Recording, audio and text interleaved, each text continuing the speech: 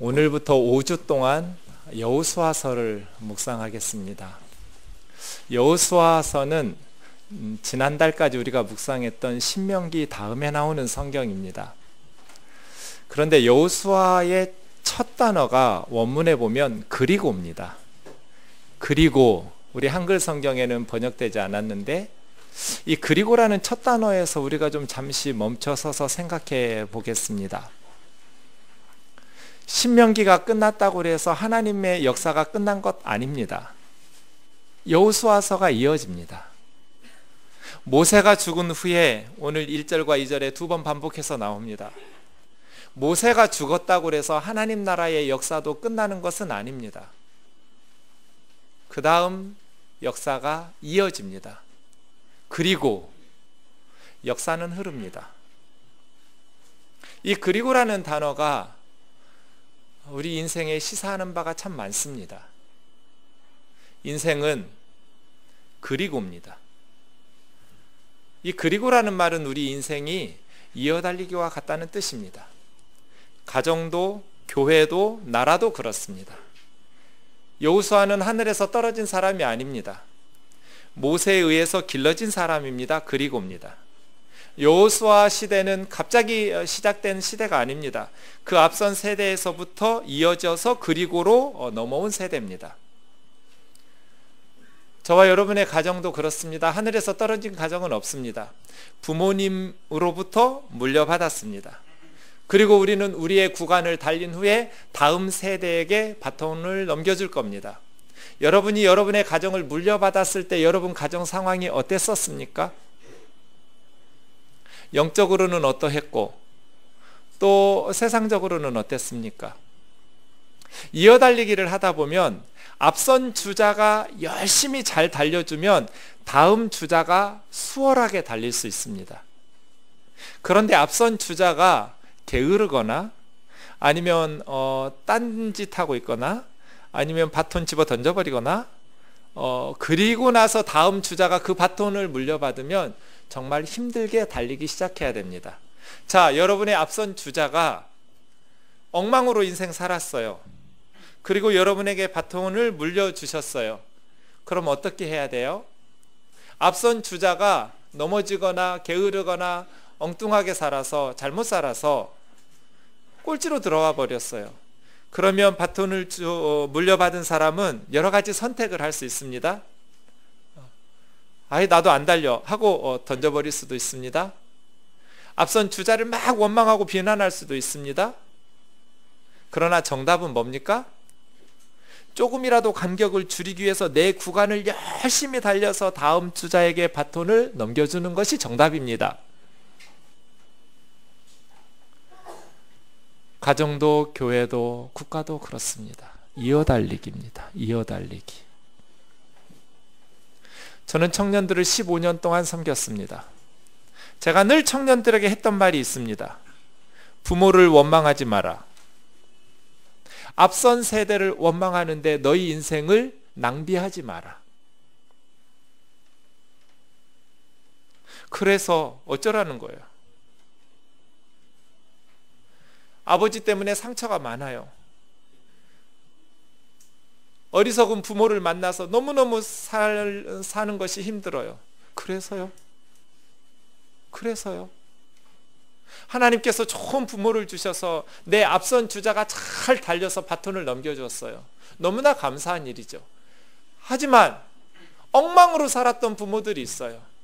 그래서 너무너무 사는 것이 힘든 청년들이 있어요. 그래서요? 앞선 세대의 믿음의 선배들을 원망하고 목사님들을 원망하지 마라.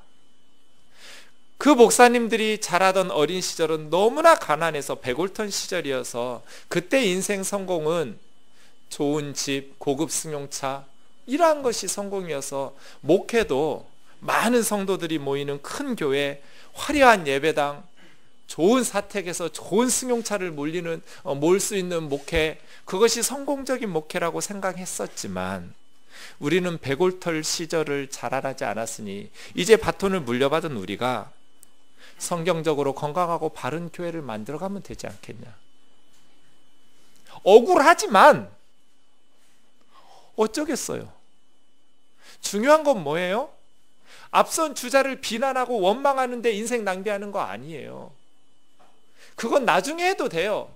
내 구간 다 달린 후에 천국에 가서 따져도 늦지 않아요. 지금 중요한 것은 내 구간을 열심히 잘 달리는 거예요. 그래서 우리 아이들에게 영적인 가정, 행복한 가정, 그러한 교회를 물려줘야 돼요. 우리가 물려받은 교회, 세상 사람들에게 욕 얻어먹는 교회를 물려받았어요. 그래서요,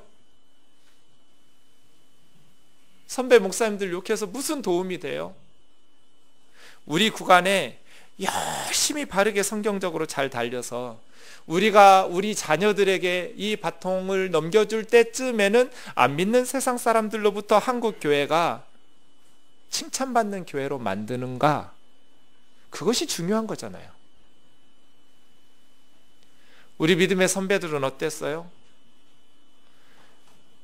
중국을 사대하고 유교의 그 자꾸 경전 해석 가지고 서로 당쟁을 하면서 죽였어요. 그렇게 한심했어요. 일본이 아니어도 망할 수밖에 없는 나라였어요. 일제강점기를 지나고 3, 4년 동안 인류 역사상 이렇게 치열하게 많은 사람을 죽인 전쟁이 없어요. 300만 명 이상을 죽였어요. 그게 다 형제 자매끼리 죽였어요. 잿더미에서 전쟁 위에서 지난 30여 년 동안 이렇게 잘 사는 나라를 물려줬어요. 우리 부모님들이 바통을 물려받을 때에는 보릿고개를 겪으면서 가난으로 허리띠를 졸라매면서 이 가난을 자식들에게 물려주지 않고 이 무식하고 못 배운 한을 자식들에게 물려주지 않기 위해서 몸부림쳤어요. 그래서 이 나라를 물려주었어요. 우리 믿음의 선배들이 바톤을 물려받을 때는 5,000년 우상 숭배하던 나라를 물려받았어요. 그래서 무식하게 소나무 뿌리 뽑아가면서 기도한다고. 기도를 해도 그렇게 무식하겠어요? 그러면서 동네마다 예배당을 짓고 많은 성도들이 있는 한국 교회를 물려주었어요. 그럼 됐잖아요. 어리석었던 부분도 있고 망가뜨린 부분도 있지만 우리처럼 좋은 나라와 좋은 교회를 물려받은 후손들이 누가 있어요? 많지 않습니다. 조상들 원망하고 믿음의 선배들 원망하고 비난하는데 너희들의 에너지를 낭비하지 마라. 인생은 이어달리기다. 누구나 다 자기 세대, 자기 구간을 달리고 나면 다음 세대에 물려준다. 모자란 가정을 물려받았으면 너희 대에 정말 행복한 가정을 만들면 된다. 믿음 없는 가정 물려받았으면 너희 대에 다른 좋은 믿음의 부모를 만난 아이들보다 몇 배 더 노력하고 힘들고 기도해야 하겠지만 간절히 기도하면서 준비하고 노력해서 좋은 믿음의 가문을 만들면 된다. 하나님의 역사는 끝나지 않았다. 주님 오시는 그날까지 인생은 이어달리기다. 사랑하는 형제 자매 여러분, 우리가 우리의 구간을 잘 달릴 수 있기를 주의 이름으로 축원합니다. 주의해야 될 것 있습니다. 이어달리기를 하는 것은 좋은데 다음 주자에게 너무 많은 신경 쓰면 안 돼요. 제일 중요한 건 내 구간을 잘 달리는 거예요. 그런데 우리 부모들은 자기 구간 잘 달릴 생각 안 하고 다음 달릴 자녀들에게 너무나 관심이 많아요. 그건 교육이 아니에요. 간섭과 집착이에요. 내 구간 잘 달리는 모습을 아이들에게 보여주면 아이들이 자기 구간 달릴 준비가 잘 될 거예요. 저절로 잘 돼요. 그러니까 여러분 구간 잘 달리세요. 다음 구간 달릴 아이들 너무 간섭하면서, 만약에 저희 부모님이 제가 우리 아들의 성적에 관심이 많은 것처럼 제 성적에 관심이 많았으면 위장이 약한 저는 숨 막혀 죽었을 거예요. 관심이 없었어요. 그래서 제가 조금이라도 더 마음 건강하게 삐뚤어지지 않고 산 것 같아요. 그거 시험 못 봐도 괜찮아요? 너무 그것 때문에 애들 인생 망할 것처럼 다그치지 마세요. 숨 막혀요. 여러분 구간 잘 달리세요. 남편한테 잘하세요. 애들한테 너무 잘한다고 해서 그 애들 잘 크는 거 아니에요. 남편 무시하고 아내 무시하고 그렇게 불행하게 아이들 앞에서 싸우고 그러는데 아이들에게 잘한다고 아이들이 잘 자라요? 절대로 잘 자라지 않아요. 뭐가 쌓이시면 데리고 나가세요. 애들 있는 데서 하지 말고 공원으로 가든지.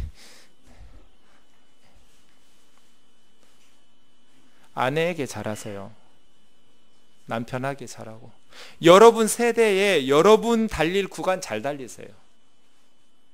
그거 소홀히 하면서 다음 주자에게만 온갖 신경 다 쓰고 아이들에게 잘 양육해야 되는 건 맞지만 온통 그 아이들에게만 신경 쓰면서 자기 구간 게을리하는 것, 그 지혜로운 거 아닙니다.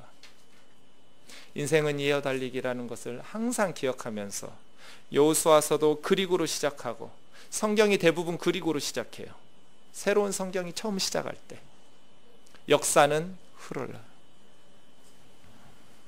사랑하는 형제 자매 여러분, 각 세대마다 시대적 사명이 있습니다. 모세가 죽은 후에 여호수아의 시대가 시작되었습니다. 여호수아의 시대적 사명이 2절에 나와 있습니다. 우리 같이 한번 2절을 읽어보겠습니다. 시작. 내 종 모세가 죽었으니 이제 너는 이 모든 백성과 더불어 일어나 이 요단을 건너 내가 그들 곧 이스라엘 자손에게 주는 그 땅으로 가라. 하나님께서 여호수아에게 말씀하십니다. 내 종 모세가 죽었으니, 그 다음이요 원문에 보면 이제 일어나 건너가라. 세 단어가 연속으로 나옵니다. 이제 일어나 건너가라 이 요단을. 그렇게 되어 있습니다. 여호수아의 사명, 모세가 죽었을 때 신명기 34장에 보면 30일 동안 이스라엘 백성들이 통곡을 했습니다. 30일 동안 통곡한 후에 하나님께서 애국 기간이 끝나자 여호수아에게 말합니다. 그만 울어라. 모세가 죽었다고 세상 끝난 것 아니다. 새로운 세대는 새로운 시대적 사명이 있는 거다. 모세의 사명은 거기까지 끝났다. 여호수아야 일어나라. 우느라고 에너지 낭비 그만해라. 일어나라. 그리고 건너가라. 요단을 건너가서 3절에 나와 있는 것처럼 3절 4절에 있는 것처럼 하나님께서 주시는 땅으로 들어가라. 여호수아는 3+1의 구조로 되어 있습니다. 여호수아의 사명을 아는데 이렇게 나눠보면 쉽습니다. 1장 2절에서 5장 12절까지는 건너가라가 핵심 단어입니다. 이 단어 계속 반복해서 나옵니다. 이게 첫 단락. 하나님께서 여호수아에게 건너가라 했습니다. 입성이지요. 두 번째 5장 13절에서부터 12장까지는 여리고를 취하라로 시작해서 정복하는 겁니다. 취하라. 이 단어가 핵심 단어입니다. 세 번째 13장에서 21장까지는 나누라, 분배하라. 이게 핵심 단어입니다. 정복한 땅을 12지파에게 분배했습니다. 마지막 22장에서부터 24장까지는 여호수아가 말합니다. 섬기라 이렇게 말합니다. 하나님을 섬기라. 이렇게 3+1에 하나님께서 세 가지 건너라, 취하라, 나누라 말씀하시고 마지막 여호수아가 110세에 죽어가면서 이스라엘 백성들에게 여호와 하나님을 섬기라. 이렇게 여호수아서가 이루어져 있습니다. 이 네 단어를 보면 여호수아 시대의 시대적 사명을 알 수 있습니다. 자, 모세는 죽었지만 여호수아야 일어나라. 건너가서 그 땅을 취하라. 그리고 그 땅을 분배해서 싸워서 정복한 땅들을 나누어라 라고 말씀하시는 것입니다. 여호수아의 사명, 요단강을 건너서 전쟁 가운데 목숨 걸고 싸워서 그 땅을 12지파에게 분배하는 것, 그리고 그 땅에서 여호와 하나님을 섬기는 것이었습니다. 이 사명을 감당하기 위해서 여호수아에게 필요한 것은 무엇일까요? 시대적 사명을 감당하기 위해서 우리에게 가장 중요한 것이 무엇일까요? 고 노무현 대통령이 마지막으로 쓰다가 가신 책이 있습니다. 다 완성되지 못한 책, 성공과 좌절이라는 회고록입니다. 이 책 29페이지에 보면 이런 내용이 나옵니다. 자기 인생에서 가장 큰 오류, 노무현 대통령이 가장 크게 잘못한 것이 무엇이냐면 본인 스스로 내가 대통령이 되려고 한 것. 대통령이 되려고 한 것이 가장 큰 오류, 이렇게 써놨습니다. 그리고 그 밑에 줄에 그 이유를 밝혔습니다.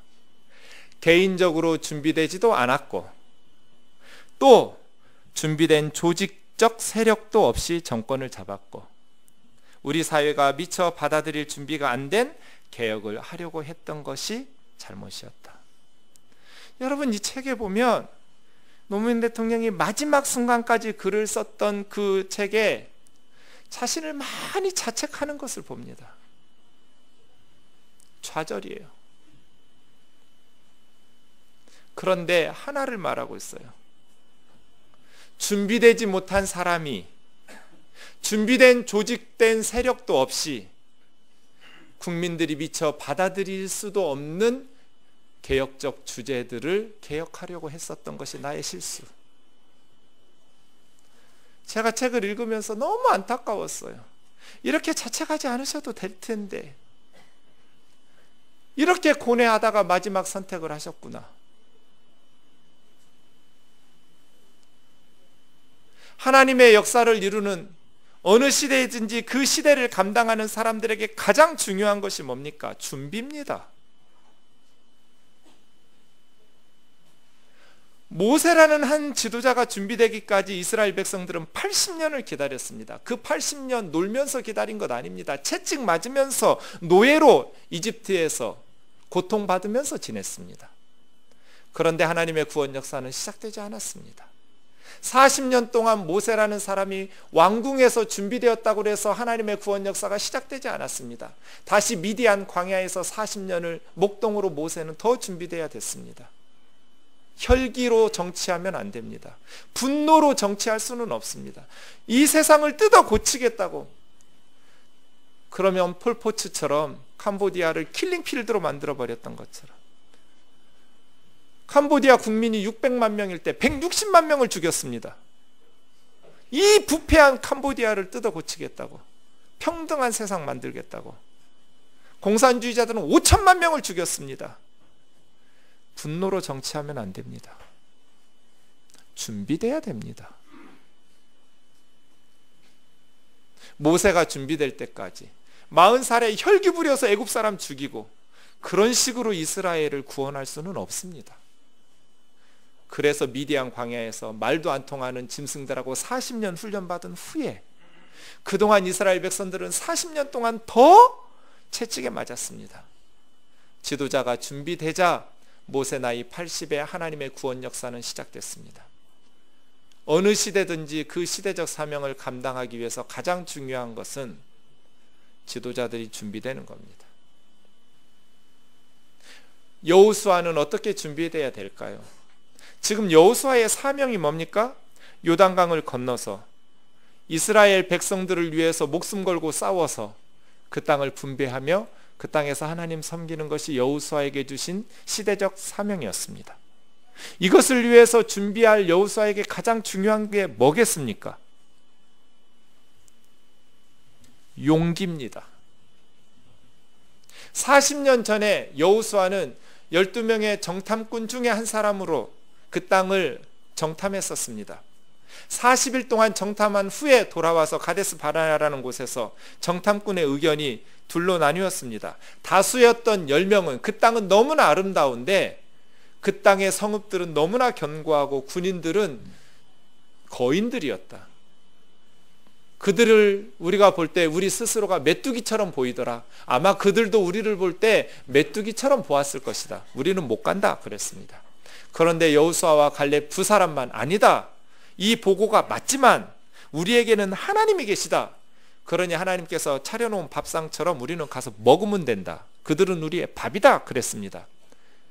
그럴 때 이스라엘 백성들이 소수 의견이지만 여호수아와 갈렙의 의견을 들었어야 되는데 다수 의견인 10명 정탐꾼의 말을 듣고 밤새도록 통곡하면서 하나님 앞에서는 언제나 말 조심해야 됩니다.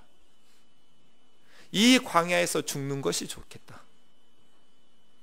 그 땅에 들어가다가 칼에 우리 자녀들, 우리 가족들 다 죽일 필요가 뭐가 있냐. 밤새도록 통곡하고 원망하면서 여기서 죽자 그랬습니다. 그래서 하나님께서 내 귀에 들린 대로 해줄게. 광야에서 다 죽었습니다. 20살 이상의 성인들은 그랬습니다. 무엇이 부족했습니까? 용기가 부족했습니다. 그런데 왜 용기가 없었습니까? 애굽에서 10가지 재앙, 홍해 바다를 가르신 하나님을 잊어버렸기 때문에 두려웠습니다. 40년이 지났습니다. 달라진 것 하나도 없습니다. 가나안의 군대가 약해졌습니까? 성읍이 약해졌습니까? 이스라엘에 최신형 무기를 주셨습니까? 강력한 군대를 주셨습니까? 없습니다. 달라진 것 하나도 없습니다. 그런데 여전히 사명은 40년 전과 똑같습니다. 건너가라. 그때 여호수아에게 필요한 게 뭡니까? 용기입니다. 그래서 하나님께서 계속해서 6절부터 6절, 7절, 9절 3번 반복하는 말이 있습니다. 강하고 담대하라. 오직 강하고 지극히 담대하라. 강하고 담대하라. 두려워하지도 말고 놀라지도 마라. 3번이나 이 짧은 구절에서 강하고 담대하라는 말을 3번 반복합니다. 왜요? 여호수아가 두려워하고 있었기 때문입니다. 무기는 없고 군대도 없는데 요단강 건너가서 전쟁해야 돼요. 그러니 하나님께서 계속 여호수아에게 여호수아야 강하고 담대하라. 강하고 담대하라. 강하고 담대하라.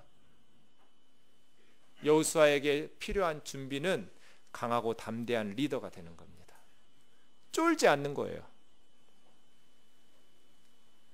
근데 강하고 담대하라고 말씀하신다고 그래서 강하고 담대해집니까? 이런 걸 스님 머리에 삥 꼽기 이렇게 말합니다. 담대하고 싶죠? 그런데 어떻게 담대해져요? 무기라도 주시면서 강하고 담대하라고 하시든지 그냥 말씀만 하셨어요. 어떻게 강하고 담대해져요? 하나만 한 소리예요. 그래서 5절이에요. 5절. 6절부터 보면 하나만 한 소리예요. 5절이 있기 때문에 하나만 한 소리가 아니에요. 우리 같이 5절 읽겠습니다. 시작. 내 평생에 너를 능히 대적할 자가 없으리니 내가 모세와 함께 있었던 것 같이 너와 함께 있을 것임이니라. 내가 너를 떠나지 아니하며 버리지 아니하리니 강하고 담대하라.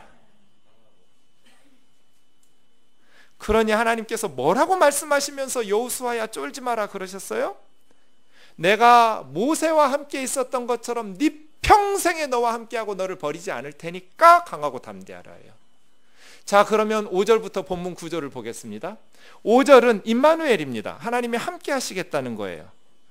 그 다음 6절은 강하고 담대하라인데 땅이에요.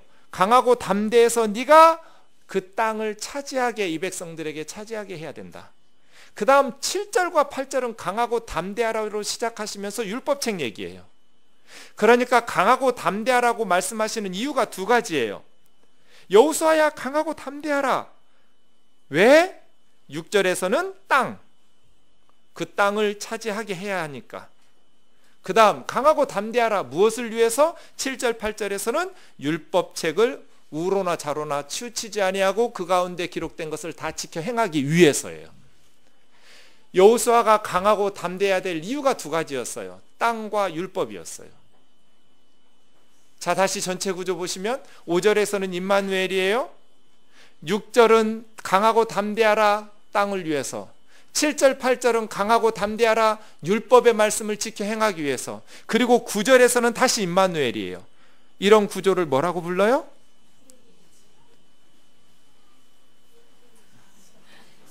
샌드위치 구조라고 불러요. 그죠? 5절하고 9절이 똑같아요. 껍질이 똑같아요. 하나님이 함께 하셨다. 내가 모세하고 함께 있었던 것처럼 너하고 함께 할 거야, 여호수아야. 절대로 네 평생에 너를 버리지 않을 테니까 네 평생에 너를 당해낼 자가 없어. 왜냐하면 내가 모세하고 있었던 것처럼 너하고 함께 할 거거든. 임마누엘이에요. 그러면서 강하고 담대하라 땅, 강하고 담대하라 율법, 그 다음에 9절에 강하고 담대하라고 말씀하시면서 절대로 내가 너를 버리지 않을 거다. 임마누엘이에요.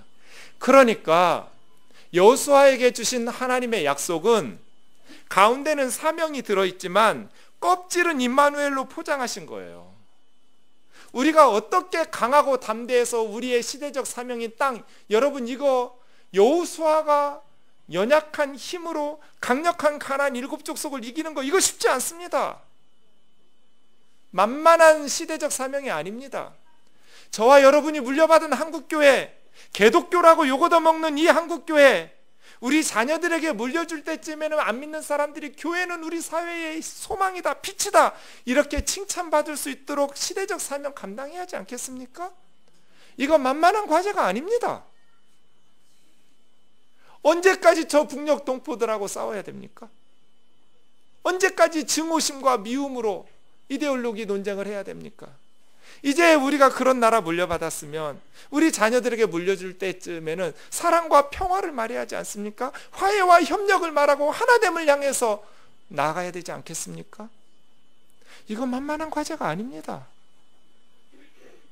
그러기 위해서 우리에게 필요한 것은 뭡니까? 어떻게 우리가 용기를 가지고 낙심하지 아니하고 우리가 물려받은 이 바통 집어던지고 그냥 나나 잘 먹고 잘 살자, 시대적 사명을 외면하지 않고 어떻게 우리에게 주신 이 사회와 이 교회와 이 가정을 하나님 안에서 성공적으로 사명을 감당하면서 내 구간을 달릴 것인가 하는 것, 끊임없는 용기가 필요한데 어떻게 용기 내고 강하고 담대하게 그 사명에 열심을 다할 수 있겠습니까? 포장이 있어야 됩니다. 무엇으로? 임마누엘로. 끊임없이 하나님 음성을 들어야 돼요. 내가 너하고 함께 할 거야. 내가 너하고 함께 할 거야. 용기를 가져라. 낙심하지 마라. 포기하지 마라. 내가 너하고 함께 할 거야. 모세하고 함께 있었던 것처럼 여호수아야, 나 너하고 함께 할 테니까 두려워하지 마. 쫄지 마. 일어나서 건너가. 이 음성 들을 수 있기를 주의 이름으로 축원합니다. 우리 생에 가장 중요한 것은 임마누엘입니다. 하나님하고 함께 사는 것. 강하고 담대하라고 말씀하셔서 계속 우리를 세뇌시키는 것 아니에요. 강하고 담대해야지, 강하고 담대해야지. 그렇다고 해서 강하고 담대한 것이 생기는 게 아니에요. 강하고 담대함을 주시옵소서, 주시옵소서, 주시옵소서 기도한다고 생기는 거 아니에요. 이거 다 스님 머리 삥꽂기예요. 언제 우리 속에 강하고 담대함이 생기냐면 하나님이 나하고 함께 있다는 확신이 들어야 돼요. 여기 성가대 찬양할 때 저 여기 엎드려서 뭐 할까요? 무슨 기도할까요? 기도 제목 한 가지예요. 하나님 저랑 함께 설교대에 서주세요. 함께예요. 함께. 전 수줍음이 많은 사람이에요. 모르셨죠? 남 앞에서 말하는 거 이거 참 힘든 사람이에요. 하나님 함께 서주세요. 하나님이 함께 이 강단에 서서 말씀 전해주세요. 인간 정준경의 말 들으려고 온 사람 한 사람도 없어요. 하나님이 말씀해 주세요. 저를 통해서 그냥 하나님 하시고 싶은 말씀 하나님이 하세요. 하나님 함께 해주세요.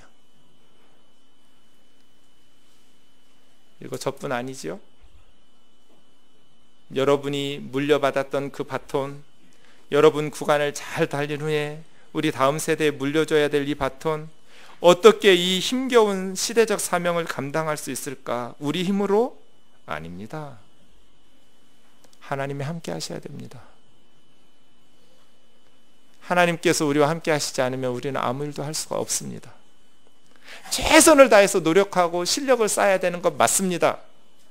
하나님이 함께 하시기만 하면 우리 노력하지 않아도 저절로 되는 것 하나도 없습니다. 하지만 아무리 우리가 노력하고 애쓰고 힘써도 하나님께서 함께하지 아니하시면 불가능합니다. 그래서 하나님께서 우리와 함께 하시는 거예요. 제가 아주 가끔 말씀드리는데 제가 어릴 때 가장 공포스러운 것은 깜깜한 밤에 화장실 가는 겁니다. 지금이야 시골도 다 집안에 화장실이 있지만 저 어릴 때는 마당 끝에 있었습니다. 그것도 푸세식이에요. 그럼 밤에 화장실을 가려면 너무 두려운 거예요. 이 아이들에게는. 어떻게 해야 돼요? 어른을 같이 갈 동행을 찾아야 돼요. 로또 맞는 거는 아빠가 같이 가줄 때 최고예요. 아버지와 함께 화장실에 가면 후레쉬를 들고 아버지가 가져요. 그럼 그 안에서 볼일 보는 애는 뭘만 신경 쓰면 돼요? 밖에 아빠가 함께 있는가만 신경 쓰면 돼요. 그 안에서 여기 조도를 체크하는 사람은 없어요. 여기가 얼마나 어두운가, 이 깊이를 체크하는 애도 없어요. 여기가 얼마나 깊은가. 그렇지 않아요. 하나만 신경 써요. 아빠, 여기 있다. 불안하면 또 아빠, 일 봐라. 저희 아버지는 얼마나 좋았냐면 노래를 불러주셨어요. 마당에서 흥얼흥얼 하시면서. 얼마나 어두우냐가 중요한 게 아니에요. 인생은 다 힘들어요. 정도의 차이지만. 그런데 본인이 힘든 게 다 제일 힘들어요. 이게 제 목회 결론이에요. 집집마다 문제 있어요. 문제 없는 집은 하나도 없어요. 완벽한 부모도 없어요. 저 집은 별 걱정 없겠지 싶어서 들어가 보면 가슴 아픈 기도 제목이 있어요. 저희 집을 포함해서 다 문제 있어요. 힘겹지 않은 인생 하나도 없어요. 만만한 사명을 가지고 인생 즐기면서 사는 사람 없어요. 그래서 저는 교회라도 신경 안 쓰게 해줘야지, 이게 제 목표예요. 우리 성도들에게. 다 문제가 있어요. 그런데 그 문제가 여러분을 힘들게 하는 게 아니에요. 그 문제 때문에 저와 여러분이 불행한 게 아니에요. 문제는 그 외부에 있는 환경이 아니라 저와 여러분의 속이 문제예요. 아무리 깜깜해도, 아무리 깊어도 아빠가 밖에 있는 것을 확인하면 아이는 두려워하지 않아요. 우리 인생의 문제가 크고 작으냐가 문제가 아니라 내 속에 하나님에 대한 신앙이 흔들리기 때문에 문제예요. 하나님이 나와 함께 하신다는 저 임마누엘의 껍질이 없기 때문에 내가 강하고 담대할 수 없는 거예요. 인생은 다 힘들어요. 중요한 것은 내가 하나님을 찾느냐. 내가 너무 크게 떠들었나 봐요. 애가 울고 있어요. 하나님이 나와 함께하고 계신 것을 내가 날마다 확인하느냐, 내가 하나님 날마다 부르느냐, 하나님이 진짜 나와 함께 동행하고 계시느냐. 그러면 아무리 깜깜하고 아무리 깊어도 평안하게 내일 볼 수 있어요. 여호수아야, 두려워하지 마라. 겁먹지 마라. 왜요? 왜? 내가 모세하고 함께 있었던 것처럼 너하고 함께 할 거니까. 여러분, 잠잠히 이 하나님의 음성을 들으시기를 원합니다. 어쩌면 좀 부족한 부모님을 여러분에게 주셨던 분들에게는 하나님이 좀 미안하실 수도 있을 것 같습니다.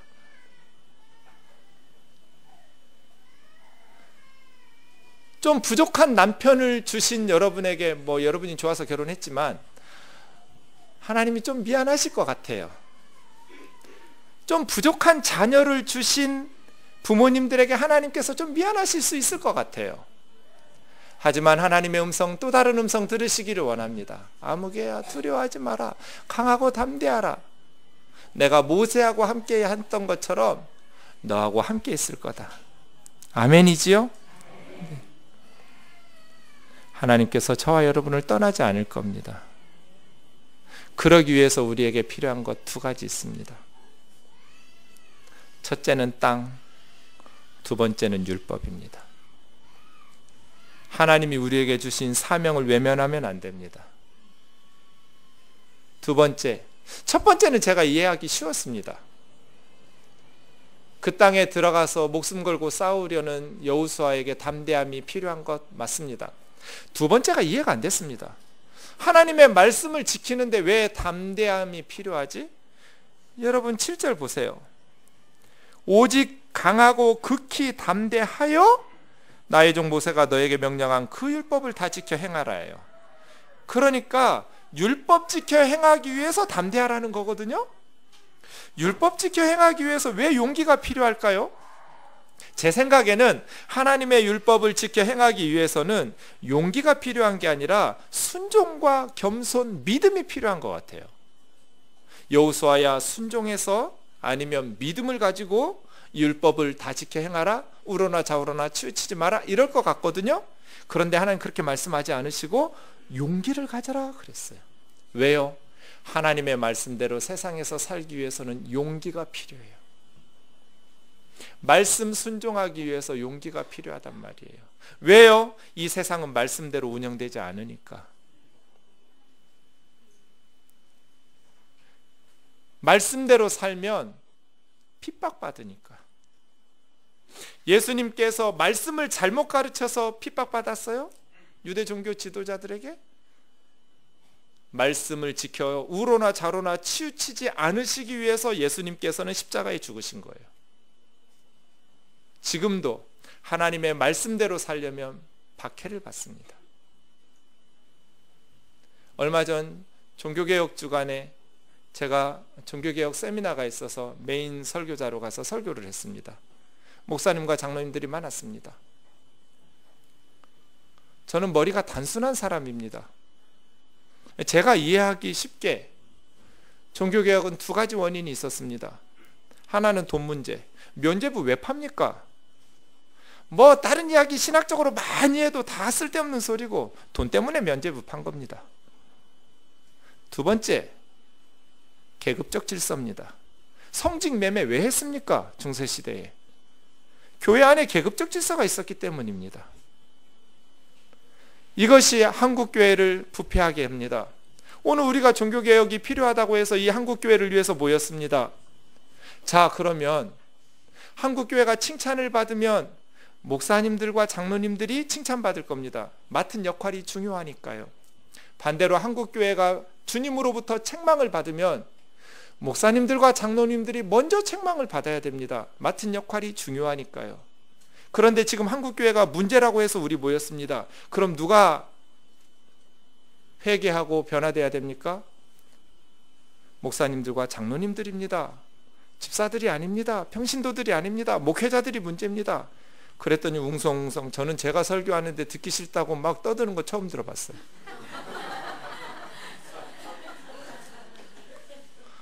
그 제가 설교 끝나고 앉아서 주여 무사히 빠져나가게 하옵소서, 봉변당하지 않도록. 그러면서 제가 임직할 때 돈 받지 말라고 그랬어요.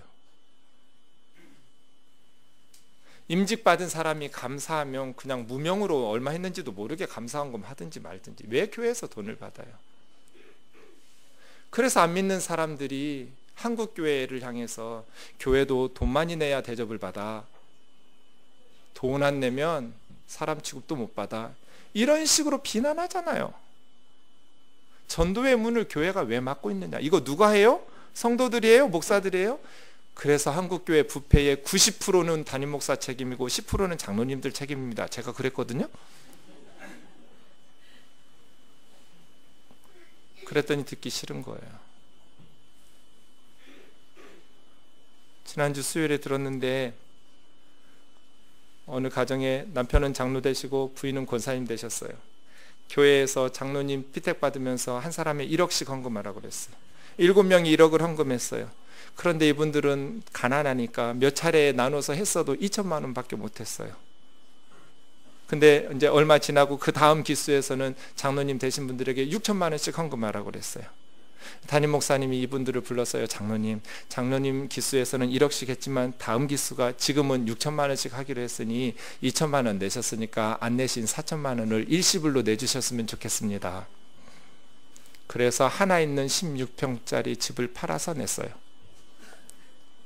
이런 목사님을 예수님이 뭐라고 부를까요? 강도라고 부를 거예요. 강도의 소굴로 만들었다고 책망하시고. 어떻게 욕하실까요? 뱀새끼라고 욕할 거예요. 독사의 자식들아. 이게 목사들이 할 짓이에요? 제가 이런 식으로 말했거든요.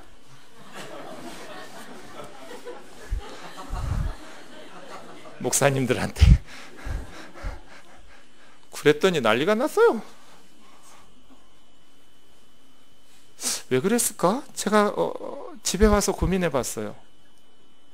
목사를 잘 섬겨야 복 받는다고 제가 설교를 했었어야 되는데 몹쓸 소리 한 거예요. 한국교회 큰일 났다. 큰일 났다. 여호수아만 우로나 좌로나 치우치지 않고 말씀대로 살기 위해서 용기가 필요한 게 아니에요. 예수님만 우로나 좌로나 치우치지 않기 위해서 용기가 필요하셨던 게 아니었던 거예요. 우리도 하나님 말씀대로 신앙생활 하기 위해서 강하고 담대한 용기가 필요해요. 믿지 않는 세상에서 말씀대로 살려고 그러면 핍박을 받아요. 정직하고 진실하면 회사에서 왕따 당해요. 부패한데 같이 썩어 문드러지는데 같이 타협해야 되는데 바르게 믿음으로 신앙 양심대로 살려고 하면 손해를 보고 어려움을 당하고 미움을 받아요. 그래서 뭐가 필요해요? 말씀 순종을 집어 던지면 임마누엘이 안 돼요. 하나님이 함께 하심을 믿고 하나님의 말씀대로 순종해서 살아야 돼요. 사랑하는 형제 자매 여러분, 골리앗의 말을 듣고 이스라엘 백성들이 두려워서 도망 다녔어요. 심히 두려워하여 골리앗 앞에서 도망갔어요. 그런데 어린 다윗은요, 골리앗에게 가면서 너는 칼과 창과 단창으로 내게 나오지만 나는 네가 모욕하는 이스라엘 군대의 하나님 만군의 여호와의 이름으로 너에게 나아간다. 너 오늘 죽었어 하면서 나갔어요. 차이점이 뭐예요? 임마누엘이에요. 하나님의 임재하심이 없었던 이스라엘의 군인들은 두려워서 도망 다녔어요. 하나님이 함께 하셨던 소년 다윗은 만군의 여호와의 이름으로 너에게 나간다 하고 물맷돌 들고 가는 거예요. 이러한 담대함이 있기를 주의 이름으로 축원합니다. 하나님의 말씀대로 순종하며 살아갈 수 있기를 주의 이름으로 축원합니다. 우리 뜨인들교회 여기 왜 모였어요? 우리의 비전이 있습니다. 우리 뜨인들 비전 한번 같이 읽어보겠습니다. 정관에도 있고 주보에도 다 있습니다. 시작. 우리의 비전은 성도를 말씀 사역자로 양육하여 선교 공동체를 이루는 것이다. 우리는 끝날까지 땅끝까지 복음을 증거하여 하나님 나라를 완성하는 데 헌신하는 공동체이다. 핵심이 두 개예요. 말씀 사역자 선교 공동체. 하나님의 말씀으로 성도들이 성숙해져야 돼요. 그래야 부패한 교회를 물려주지 않을 수 있어요. 제가 성경을 바르게 해석해서 말씀을 제대로 전하면 그건 내 말이 아니니까 여러분 목숨 걸고 순종하셔야 돼요. 그런데 제가 성경을 바르게 해석하지 않고 성경에 있는 대로 말하지 않고 엉뚱하게 가르치고 목회하면 여러분은 목숨 걸고 저에게 반대해서 저를 쫓아내야 돼요. 그게 하나님 뜻에 순종하시는 거예요. 말씀대로 가르치고 말씀대로 교회를 운영할 때는 우리가 힘써서 순종하고, 하나님의 말씀인 성경의 정신에 위배될 때는 불순종해야 돼요. 근데 성도들이 말씀을 몰라요. 말씀 사역자로 훈련이 안 돼요. 어떻게 건강한 교회를 우리 자녀들에게 물려주실 수 있겠어요? 부지런히 하나님의 말씀인 성경을 묵상하셔야 돼요. 손 뻗으며 성경이 닿아야 돼요. 가방 속에 성경이 있어야 돼요. 사무실에, 가정에, 어디서든지 하나님의 말씀이 가까이 있어야 돼요. 요즘은 그럴 필요도 없어요. 스마트폰 꺼내면 성경 다 있어요. 그죠? 가끔 지하철이나 버스에서 그 조그만 성경을 돋보기 쓰고 읽으시는 분들 보면 감동의 쓰나미가 밀려와요. 마을버스 타서 막 그런 분들 보면 너무 감사해서 얼굴을 딱 보면 뜬들교인이 아니야.